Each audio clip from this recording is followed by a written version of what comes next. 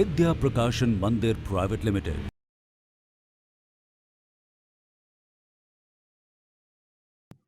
Hello students, let us learn General Science for class 6 from the book Science Square. We are going to see chapter 8, Environment.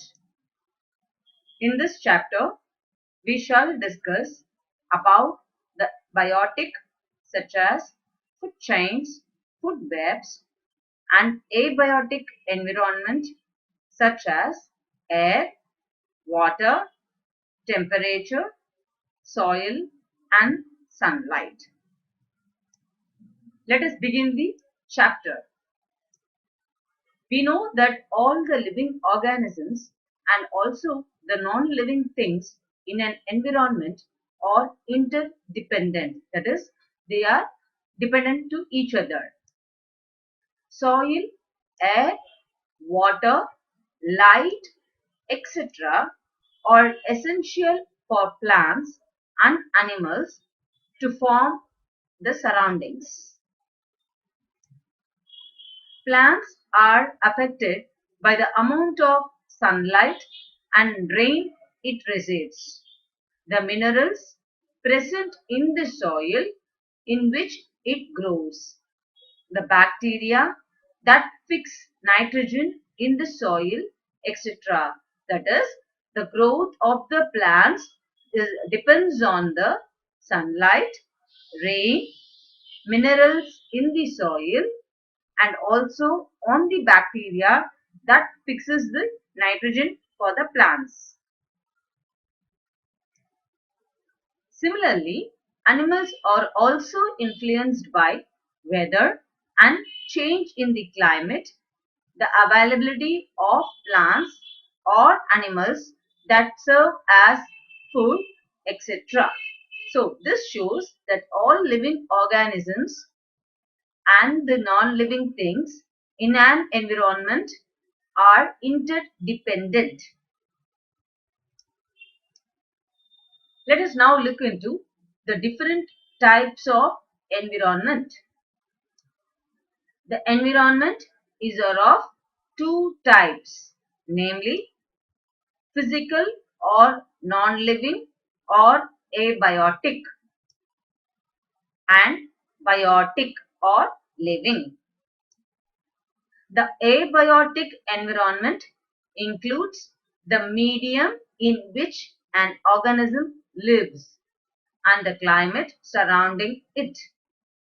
Abiotic completely deals with physical environment, that is, medium and the climate in which an organism lives. The medium includes air, water, and soil, while the climate includes light, temperature, humidity, rainfall, wind, etc. The biotic environment includes all organisms such as plants, animals, microorganisms or microbes, and human beings. We are all also included in the biotic environment. Biotic means living.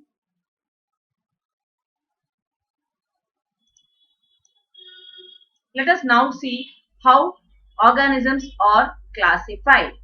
Classification of organisms. Based on obtaining the energy, organisms are classified into three types, namely producers, those are green plants, consumers, animals including humans, decomposers are bacteria and mushrooms. So, organisms are classified into producers, who are green plants, consumers, that is humans and animals, decomposers, bacteria and mushroom.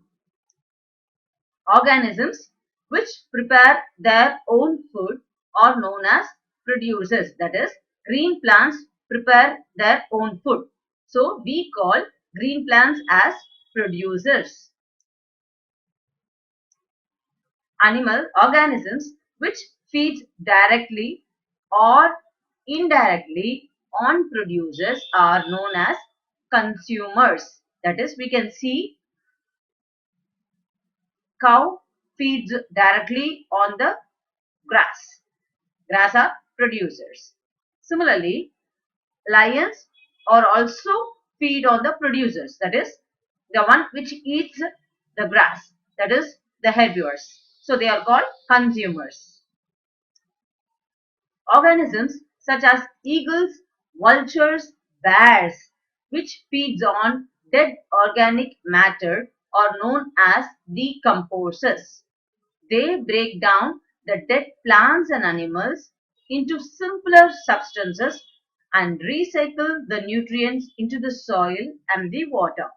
So, you remember organisms are of three types: producers, consumers, and decomposers. Decomposers play an important role in recycling the nutrients back into the soil and water. Consumers are organisms which feeds directly on producers like cow, deer, etc., and also indirectly on producers, that is, depends on like lions or directly indirectly involved with the producers. Let us now discuss about different types of consumers. The consumers are further classified into four types: herbivores, that is, organisms such as mice, rabbit, cow, deer, sheep, goat, etc. are plant eaters. These are known as herbivores. Carnivores. Organisms such as lion, tiger, leopard, etc. are flesh eaters. These are known as carnivores. So we saw two types of carnivores. Let us learn the next two types of consumers. Omnivores. Organisms such as cockroach, crows, bats, humans, etc. eat both plants and animals and hence are known as omnivorous. Scavengers. Organisms such as vultures, jackals, etc. feed on bodies of dead animals.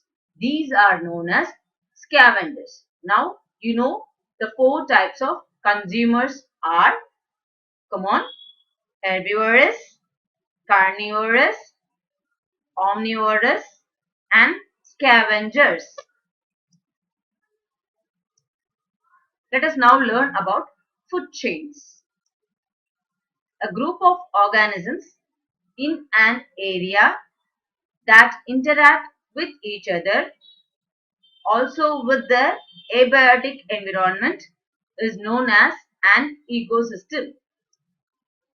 In any ecosystem, all the living organisms are linked in a systematic way with respect to their mode of nutrition. That is, in an ecosystem, all living organisms are interdependent with one another based on the mode of nutrition.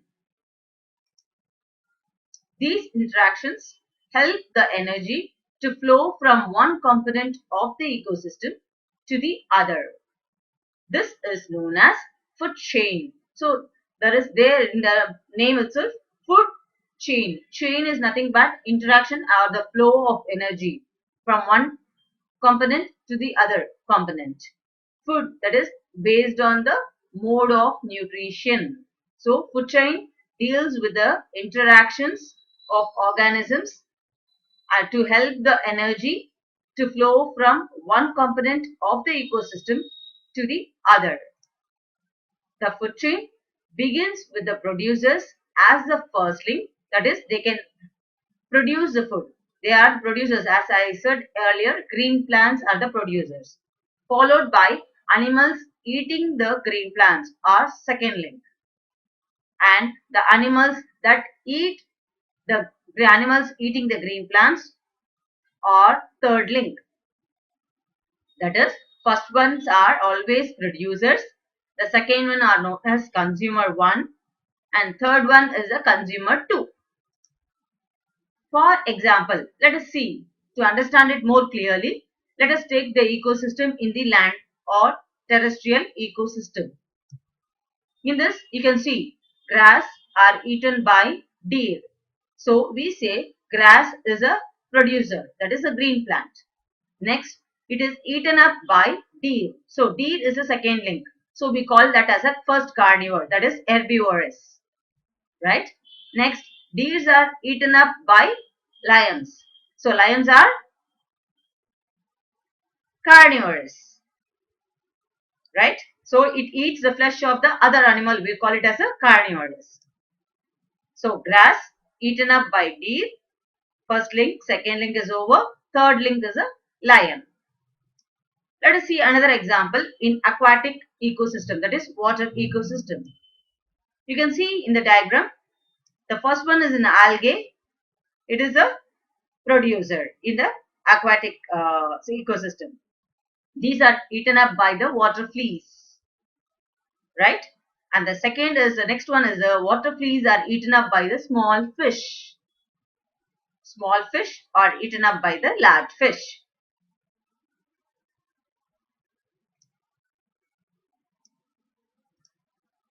Food web.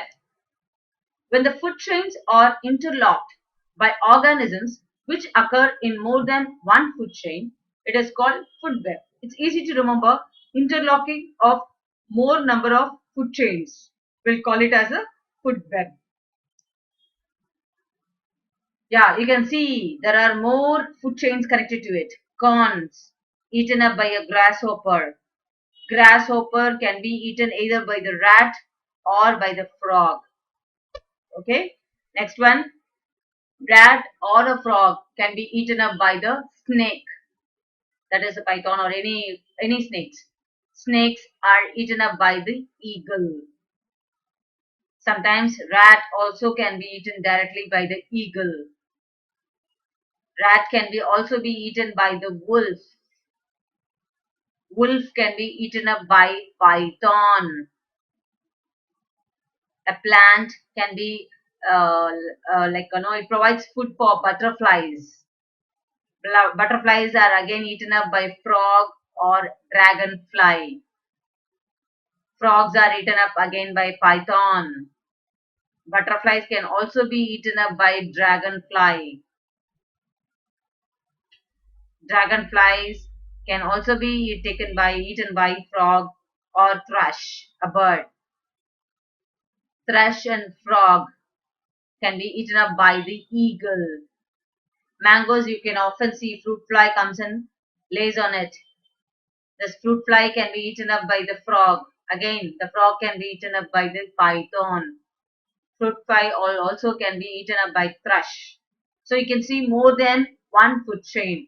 I can see more than 4 to 5 food chains here. Yes, corn, grasshopper, frog, rat, python, eagle is 1, rat, wolf, eagle is 2, rat, eagle is 3. Flowering plant, butterfly, frog, python, eagle is the next one, or frog directly eaten up by eagle is the next one. Flowering plant, butterfly, dragonfly, thrush, eagle is another one. Butterfly, flowering plant, butterfly, dragonfly, frog, python, eagle. Mangoes, fruit fly, frog, again python, eagle, or mangoes, fruit fly, dragonfly, frog, eagle, or python, eagle. So we can see more than one food chains are present or interlocked by the organisms. This we'll call it as a food web. So you can easily remember, plants can be eaten up by rabbit, deer, mouse. These are all herbivorous. That is the second link. Third link, you can see rabbit can be eaten up by the jackal. Mouse can be eaten up by either the wildcat or fox. So these are the first carnivores. When you see about the second carnivorous, deers can be eaten up by the wolf. Jackals can be eaten up by the wolf. Wildcat can be eaten up by the wolf. So wolf is the second consumer. Let us see the third one. Deer can also be directly eaten by the tiger. Wildcat, fox can be eaten by the tiger. So tiger is in the top carnivores, consumers. Okay. Let us now learn about abiotic environment, air. We know that air contains mainly oxygen, nitrogen and carbon dioxide. Animals need to breathe the oxygen in the air in order to remain alive. Similarly, plants need carbon dioxide for photosynthesis as well as for respiration. Yes, you can see we need air for photosynthesis and we also need carbon dioxide for respiration. Animals includes human beings also. Nitrogen is found in proteins which helps in building the body. The dispersal of seeds and pollination in plants can also take place through wind. Carbon dioxide is heavier than air and hence it helps to extinguish fire.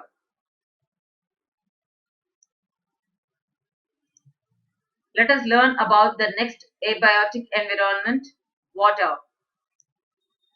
Water, we know it is the medium through which all essential vitamins and minerals are transported in the bodies of living organisms.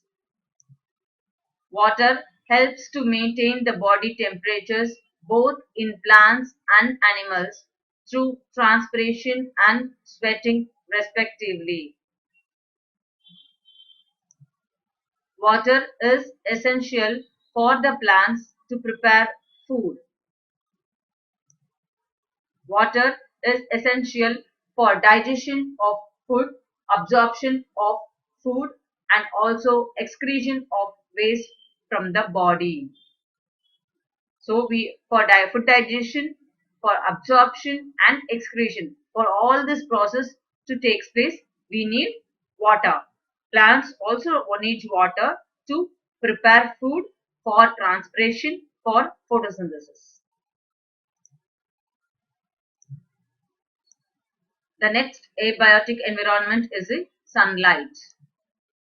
The primary source of energy for almost all the living things is the sunlight. Plants use the sunlight energy to make food, that is by photosynthesis. We can see sunlight with the help, then with the carbon dioxide and water, the photosynthesis process takes place to prepare food, that is glucose in the form, that is the form of sugar, with the release of oxygen. This process we'll call it as a photosynthesis. Some animals feed on plant eaters, as read earlier. I told you carnivores depends on the herbivores. It is essential for the growth of plants. The next abiotic environment is the soil. Soil is a thin layer of minerals, decayed plants and animal matter, that we call it as a humus, which covers the earth's surface. Without soil, most of the plants cannot grow on the land, and without the plants, animals would not survive. Some plants such as cacti and fleshy plants grow best in desert soil as it is rich in minerals. So we can see desert soil does not require much of water. So they highly depend on the soil which is rich in minerals. So they can grow best in the desert soil. It is the best medium that supports the growth of plants by providing water and minerals to the plants. The next abiotic environment is the temperature. Most organisms cannot survive at extremes of temperature. That is, we can say most of the organisms cannot live either in very hot temperature nor very cold temperature. They require a proper temperature for seed germination, growth of plants, etc. So for seed germination and all, we require much of proper temperature. There is particular temperature required for the growth of plants. Transpiration, photosynthesis, and respiration are affected mainly by the temperature in plants. Because we can clearly see transpiration means we require water for the evaporation from the leaf surface. Photosynthesis, that is absorption of water by roots. They require a proper temperature. Photosynthesis can take place only at the proper temperature, proper sunlight availability. Heat. Respiration can take place only at the proper temperature. Temperature is essential for animals for maintaining body temperature. Let us have a chapter recap. Environment includes all living and non-living things with which an organism interacts. The process of photosynthesis is an important source of oxygen on the earth. Green plants make their own food and hence are called autotrophs or producers. An organism that feeds directly and indirectly on producers are called consumers or heterotrophs. A food chain involves group of organisms within an ecosystem to gather food and energy. The three links of a food chain are producers, herbivores, and carnivores or omnivores. Several food chain combines to form a food web. The primary source of energy for most of the living things is the sunlight. The topsoil contains humus, which provides essential nutrients and minerals to the plant. This ends chapter 8. Vidya Prakashan Mandir